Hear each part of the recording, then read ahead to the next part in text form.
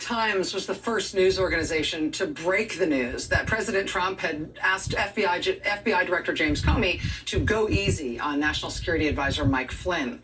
They also revealed that Comey had written contemporaneous memos documenting that interaction that he'd had with the president. That came out under the byline of New York Times reporter Mike Schmidt.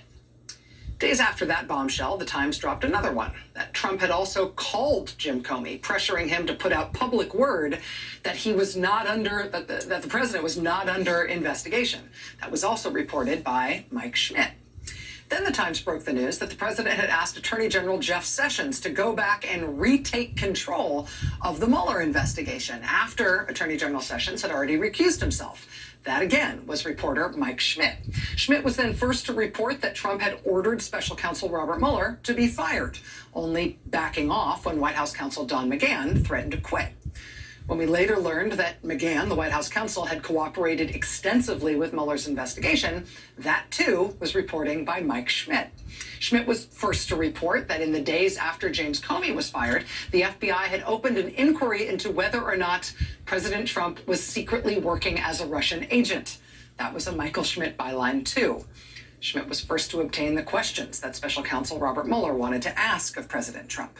He was first to break the news that Trump had wanted his Justice Department to prosecute political adversaries, including Hillary Clinton and James Comey. On top of story after story after story on the Russia investigation, Michael Schmidt was also first to report that President Trump had overruled national security officials in order to give son-in-law Jared Kushner top secret security clearance. Hide your secrets, hide your ice cream. The New York Times' Michael Schmidt has been a fearsome scoop machine during the Trump era. And now with this new book that he's got out tomorrow, he's breaking even more news. Among the book's many revelations is the fact that no element of the U.S. government, including the Mueller investigation, including the FBI, has ever examined President Trump's ties to Russia, including his financial ties.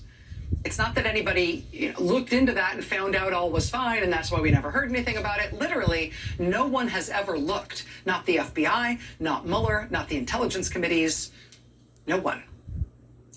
Joining us now for the interview is Pulitzer Prize-winning Washington correspondent for the New York